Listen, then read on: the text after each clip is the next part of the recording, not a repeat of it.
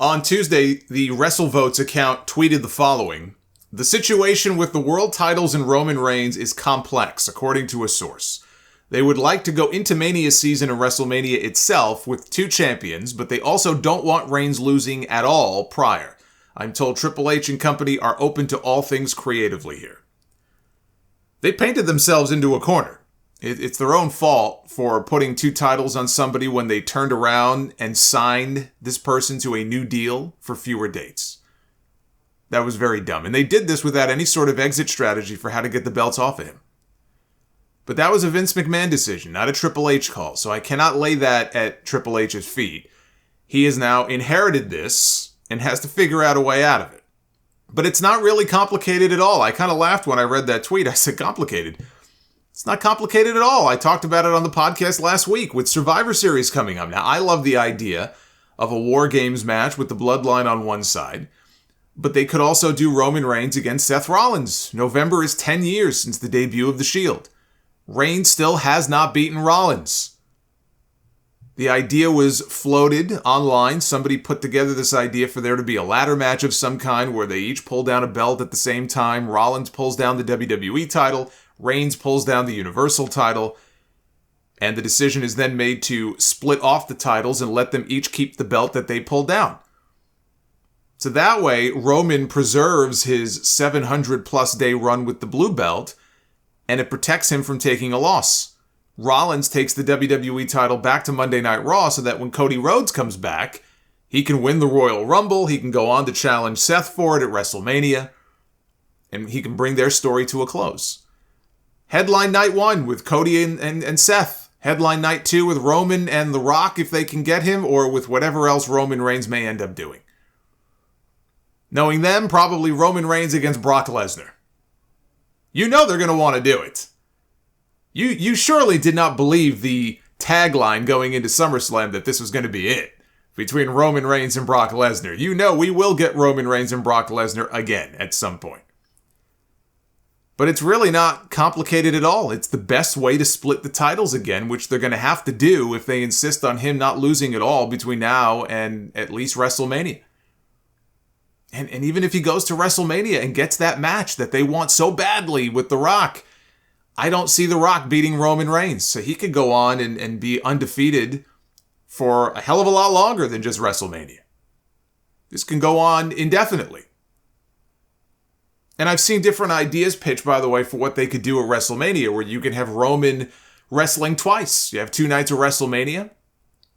I would say, I don't know about the majority, but I would think most people going to WrestleMania, especially if you're flying in for the show from someplace far away, are probably coming in for both nights. But you have people who may only be coming to night 1 or night 2.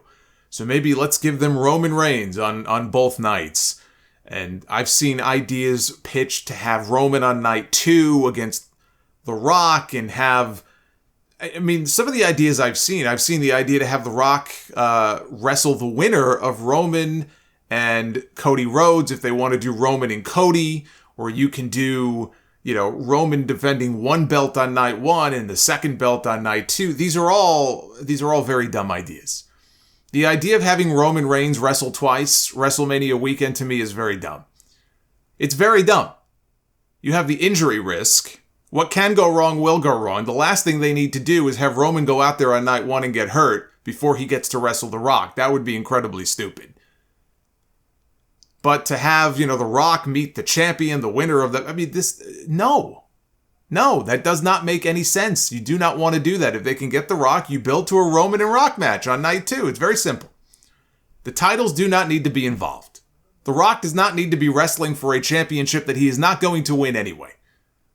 This does not have to be complicated. Now, I'm going to talk about NXT later, but Solo Sikoa is the new North American champion. He told Carmelo Hayes, and he told Cameron Grimes months ago, I got next when it came to challenging for the North American title. Remember that? I got next. He said that months ago. He stayed true to his word. He showed up on Tuesday. He took the title. So he'll be going back and forth between NXT and SmackDown. He already defended the title against Madcap Moss on Friday night. Another championship added to the bloodline. The only one now without a title is Sami Zayn. And the only idea I would accept for the 24/7 title, besides torching it, is to have it find its way to Sami so that he can say, now we all have titles. Now we have Sami Zayn as the 24/7 champion in the Bloodline. And then when they eventually turn on him and they destroy him, they can destroy the green belt as well. They can have an actual, legitimate storyline reason to write that thing off because the Bloodline is going to destroy it. I like that idea. But the Bloodline is in rare company now as one of the very few factions in history where all 4 members, official members, Sami is only an honorary member, all 4 members each have a championship. The 4 Horsemen did it, Flair with the big gold, Barry Windham with the U.S. title, and Arn and Tully with the tag belts. Evolution did it with Triple H as the world champion, Randy Orton as the intercontinental champion, and Batista and Ric Flair as the tag team champions. Undisputed Era did it with Adam Cole as the NXT champion, Roderick Strong as the North American champion, and Kyle O'Reilly and Bobby Fish as the NXT tag team champions. And now the Bloodline. And I think that may be it. I mean, I know the corporation had The Rock as WWF champion. Ken Shamrock had the Intercontinental title. Big Boss Man held the Hardcore title. And then at the same time, it was brief, but Shamrock and Boss Man had the tag team belts as well. But that's still 3 guys. That's not 4 men, that's 3 men. JBL had his cabinet on SmackDown in 2004. He held the WWE title, Orlando Jordan held the US title, and the Bashams held the tag team titles. But I think by the time Jordan won the US title, I believe the Bashams had already lost the tag team belts, so they never held them all at the same time. I mean, there's plenty of trios that have held titles at the same time. Team Angle, The Shield, The New Day, The Hurt Business. But to have 4 members holding gold all at once is a very rare feat.